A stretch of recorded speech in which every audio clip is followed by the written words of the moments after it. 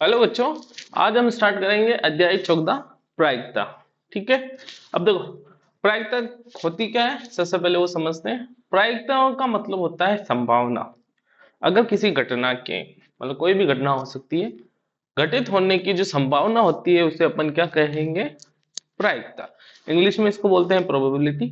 अब घटना कोई भी हो सकती है। जैसे मैंने एक सिक्के को उछाला, सिक्के पर चित या पट आना, दो घटनाएं हो गई।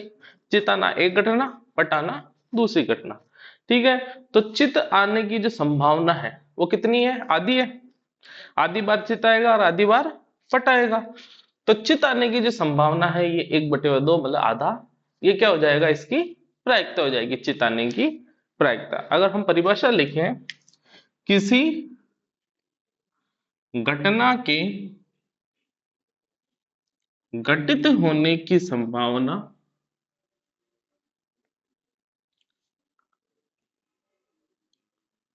प्रायिकता कहलाती है।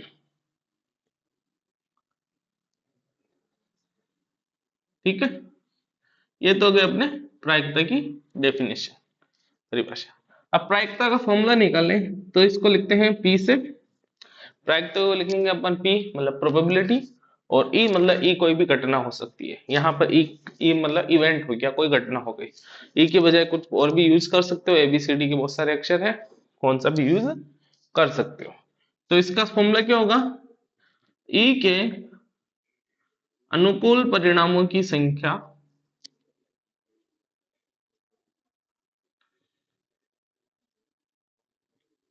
बटा हुआ कुल परिणामों की संख्या।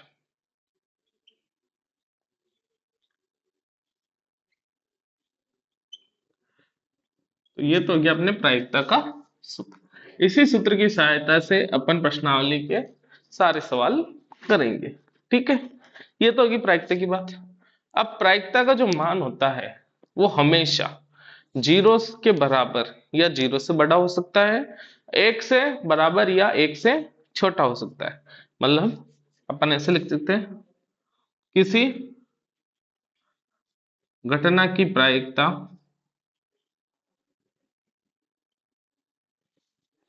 का मान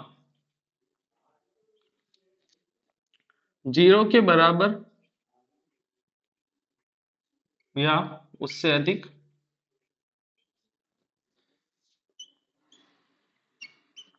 और एक के बराबर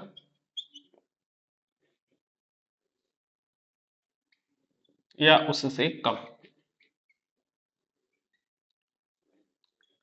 होता है। ठीक है।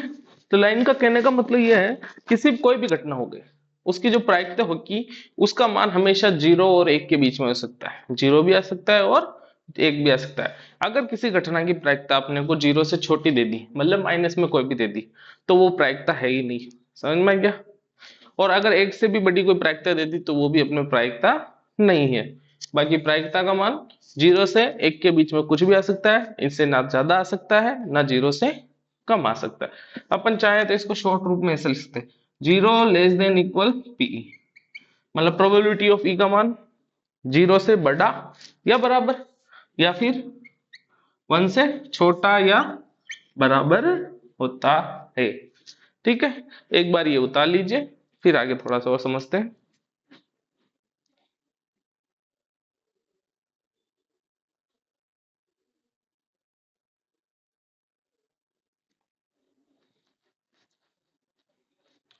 नेक्स्ट अपने आता है निश्चित घटना। क्या आता है? निश्चित घटना। इसकी परिभाषा क्या हो जाएगी? अगर कोई घटना है और उसका घटना निश्चित है, मतलब 100% वो घटना घटित होगी ही होगी, तो उसको बोलेंगे अपन निश्चित घटना। ठीक है। जैसे एक पासे को उछाला, तो पासे में एक से लेकर 6 तक की संख्याओं का प्रकट होना। तो 100% एक से 6 तक की संख्याओं में से कोई एक संख्या ही आएगी। ठीक है। तो ये क्या हो गई? एक निश्चित घटना। घटना क्या हो गई? पासे पर एक से 6 तक की संख्या का आना। या फिर एक सिक्का ले लिया। ठीक है। मैंने एक ऐसा सिक्का लिया जिसके दोनों तरफ क्या है? चित है। दोनों तरफ क्या है? चित, और मैंने उसको उछाला तो चित आने की क्या प्रायिकता होगी? 100%। तो ये चित आना जो घटना है वो घटना क्या हो गई? एक निश्चित घटना।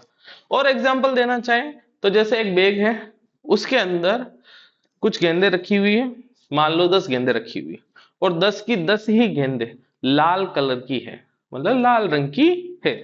तो आपने यादृच्छा एक गेंद निकाली, तो गेंद का निकालना और गेंद के लाल रंग होने की प्रायिकता या फिर गेंद का लाल रंग का होना, ये जो घटना है ये निश्चित घटना है। क्यों? क्योंकि सारी गेंदें लाल रंग की है, तो गेंद कौन सी भी निकालो हमेशा कौन से कलर की आएगी? लाल रंग की आएगी। तो लाल रंग की गेंद का निकलना ये भी क्या है? एक प्रकार से निश्चित घटना है। ठीक है, तो परिभाषा क्या हो जाएगी? ऐसी घटना जिसका घटित होना निश्चित हो, उसे निश्चित घटना कहते हैं। ठीक है, ये चीज समझ में आई? अब निश्चित घटना की प्रायिकता कितनी होगी? अब कोई घटना है घटित हो रही है, 100% वही घटित होगी, तो उसकी प्रायिकता कितनी हो जाएगी? 1 हो जाएगी। प्रायिकता कितनी हो जाएगी? 1। तो निश्चित घटना की प्रायिकता कितनी होती है? याद रखना, 1।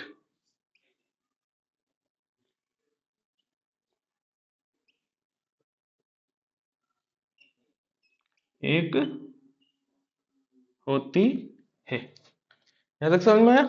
फिर नेक्स्ट अपने आता है असंभव घटना।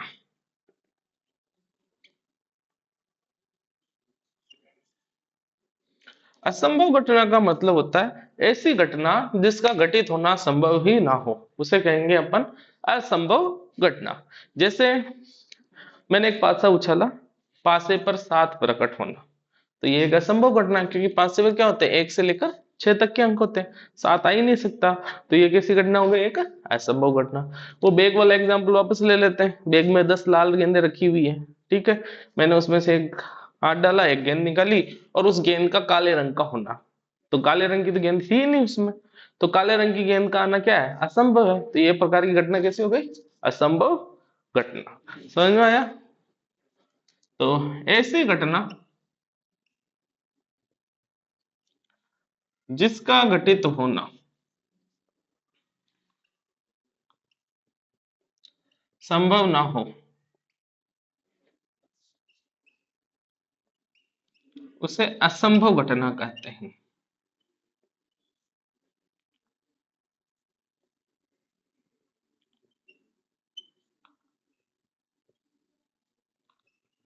ठीक है, और जो असंभव घटना है उसकी प्रायिकता कितनी हो जाएगी? 0। समझ में आई बात? असंभव घटना के प्रायिकता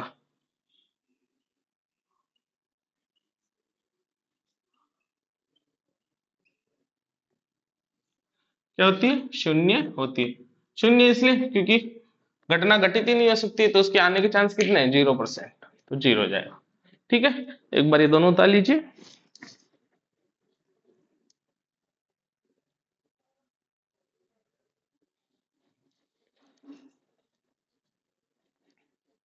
नेक्स्ट आता है अपने प्रारंभिक घटना। ऐसी घटना जिसमें क्या हो? केवल एक परिमाण हो, परिणाम सॉरी परिमाण कितना हो? 1 हो। इधर देखो, जैसे मैंने एक सिक्का उछाला, सिक्के पर चित्र प्रकट होना। सिक्का कितनी बार उछाला? 1 बार उछाला, तो सिक्के पर चित्र प्रकट होना। तो चित्र कितनी बार आ सकता है? 1 बार उछालने पर सिक्का 1 बार ही आ सकता है, तो इसमें परिणाम कितने हैं? 1 ही है। तो ये कौन सी घटना हो गई? प्रारंभिक घटना। पासा उछाला एक, पासे पर 2 प्रकट होना, तो पासा उछाला, पासा पे 2 कितनी बार प्रकट हो सकता है? 1 बार ही प्रकट हो सकता है, तो ये भी कैसी हो गई? एक प्रारंभिक घटना।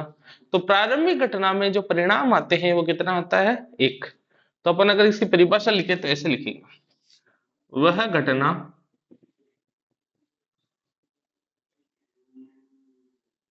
जिसमें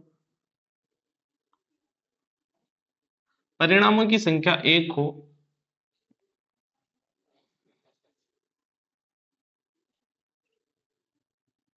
उसे प्रारंभिक घटना कहते हैं।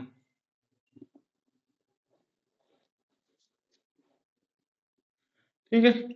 इसके बाद एक इंपॉर्टेंट लाइन है, जितनी भी प्रारंभिक घटना होती, कोई प्रयोग कर रहे हैं अपन, कोई इवेंट कर रहे हैं, ठीक है, कोई घटना कर रहे हैं, प्रयोग कर रहे हैं वैसे, तो उसकी जितनी भी प्रारंभिक घटनाएं हैं, ठीक है, और उन सब की अगर प्रायिकता निकालें और उनको जोड़ दे, तो इन सभी प्रायिकताओं का योग कितना आएगा? एक आएगा। ठीक है, तो प्रारंभिक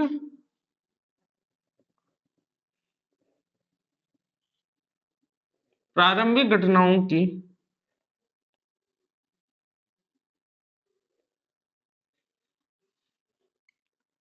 प्रायिकताओं का योग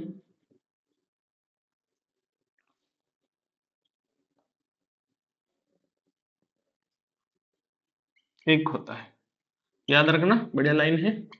प्रारंभिक घटनाएं हैं, उनकी प्रायिकताओं का योग कितना होगा? एक होगा। जैसे मैंने एग्जाम्पल के तौर पे बता दूं, एक पासा उछाला,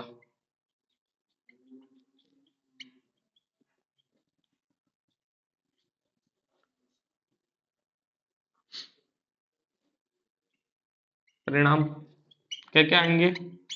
1 आ सकता है, 2 आ सकता है, 3 आ सकता है, 4 आ सकता है, 5 आ सकता है और 6 आ सकता है। ठीक है, तो प्रोबेबिलिटी ऑफ 1 आना, ठीक है, तो देखो एक कितनी बार है इसमें? एक बार ही है, और टोटल कितना है? 6। ऐसे अगर प्रोबेबिलिटी ऑफ 2 का निकालूं मैं, तो कितना आएगा? 1/6, क्योंकि 2 भी कितनी बार है? एक बार। और प्रोबेबिलिटी ऑफ 3 का आना निकालो, तो ये भी कितनी बार है? एक बार। तो ऐसी घटनाएं जैसे परिणामों की संख्या कितनी हो? एक हो, तो एक आना तो एक ही परिणाम है, दो आना तो दो भी एक बार ही है, तीन आना तीन का भी एक बार ही है। ऐसे 4 5 6 सबका निकालो, कितना आएगा? 1/6, 1/6। ठीक है, कितनी बार आ जाएगा? 6 बार। और अगर इन सबको जोड़ू, मतलब 1/6 प्लस 1/6 प्लस 1/6 प्लस 1/6, कितनी बार जुड़ रहा है ये? 6 बार। 6 एलसीएम आएगा, ऊपर 1 1 1 कितनी बार है? 6 बार, तो 6 जुड़ जाएगा, 6/6 कितना आ गया? 1। तो इस तरीके से अपने सभी प्रारंभिक घटनाओं का योग कितना आता है? एक आता है। याद रखने वाली बात है ये। ठीक है, एक बार इसे उतार लीजिए, फिर आगे समझते हैं।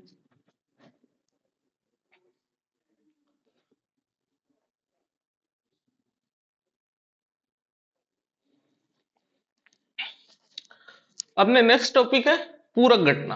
अब पूरक घटना का मतलब क्या होता है? जैसे कोई एक घटना घटित हो रही है, तो उसके जो अपोजिट घटना होगी वो उसकी क्या हो जाएगी? पूरक घटना। जैसे मैंने एक सिक्का उछाला, तो एक घटना तो मान ली चित्त प्रकट होना, और चित्त की उल्टी घटना क्या हो सकती है? एक बार एक साइड चित्त आ गया, तो उल्टी घटना क्या हो सकती है? पट प्रकट होना। तो चित्त प्रकट होना एक घटना, और दूसरी घटना पट प्रकट होना, ये दोनों घटनाएं क्या कहलाती है? एक दूसरे की पूरक घटनाएं। समझ में आई बात? पूरक घटना मतलब एक के अपोजिट वाली घटना, मतलब विपरीत वाली घटना क्या कहलाएगी हमने? पूरक घटना। ठीक है, जैसे एक मैंने पासा उछाला, पासा उछाला, पासे पर तीन प्रकट होना, एक घटना हो गई। और पासे पर तीन प्रकट नहीं होना, ये दूसरी घटना हो गई। तो ये दोनों जो, एक तो घटना घटित हो रही है तीन का प्रकट होना, और दूसरी घटना क्या है? तीन का प्रकट नहीं होना। ये दोनों घटनाएं क्या कहलाएगी? एक दूसरे की पूरक घटनाएं। ठीक है, अपन ऐसे भी बोल सकते हैं, अगर कोई पूरक घटनाएं हैं, तो अगर एक घटना घटित हो रही है, तो इसका कोई चांस नहीं है कि कोई दूसरी घटना घटित हो जाए, उसकी अपोजिट वाली घटना घटित हो गई। मतलब एक घटना घटित हो गई है, तो दूसरी घटना घटित होना संभव नहीं है। वैसे सबसे अच्छी परिभाषा ये होगी, दोनों घटनाओं का एक साथ घटित होना संभव ना हो, वो पूरक घटना हो जाएगी। ठीक है, जैसे एक ई कोई घटना है, तो उसको लिखेंगे अपन प्रोबेबिलिटी ऑफ ई। और एक घटना है प्रोबेबिलिटी ई नहीं, मतलब कोई घटना है ई, उसकी प्रायिकता और ई नहीं की प्रायिकता, ये दोनों घटनाएं क्या कहलाएगी? पूरक घटनाएं। ई व ई नहीं क्या कहलाती है? पूरक घटनाएं।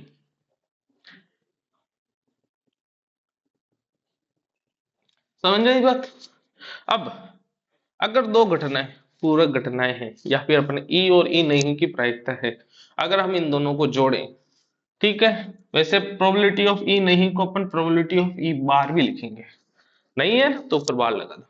ठीक है, तो probability of E plus probability of E नहीं। इन दोनों प्रायिकताओं का योग हमेशा 1 आता है। कितना आता है योग? 1। ठीक है, प्रोबेबिलिटी ई और प्रोबेबिलिटी ऑफ ई नहीं, दोनों की प्रायिकताओं का योग कितना आता है? 1। समझ आई बात? इसको अपन चाहे तो ऐसे भी लिख सकते हैं, probability of E equal to 1 minus probability of E नहीं। या फिर ई नहीं की प्रायिकता चाहिए तो ई नहीं इक्वल टू क्या आ जाएगा? 1 माइनस पी ई। ठीक है, तो मेनली अगर ये सूत्र याद रहेगा तो ये अपना आप ही याद रहेगा। अपन चाहे तो इसको ऐसे भी लिख सकते हैं, probability of E bar equal to 1 minus probability of E. कुछ नहीं, इसी समीकरण को थोड़ा सा उल्टा सीधा किया। ठीक है, ई नहीं को क्या लिख दिया? ई बार लिख दिया, 1 माइनस पी, ऐसे ही। ठीक है, ये भी इंपॉर्टेंट है, बहुत सारे क्वेश्चन अपने आएंगे नहीं वाली प्रायिकता ज्ञात करने के लिए, तो उस समय अपन ये फॉर्मूला लगाएंगे। क्लियर? ठीक है, एक बार इसे उतार लीजिए फिर आगे बताता हूँ।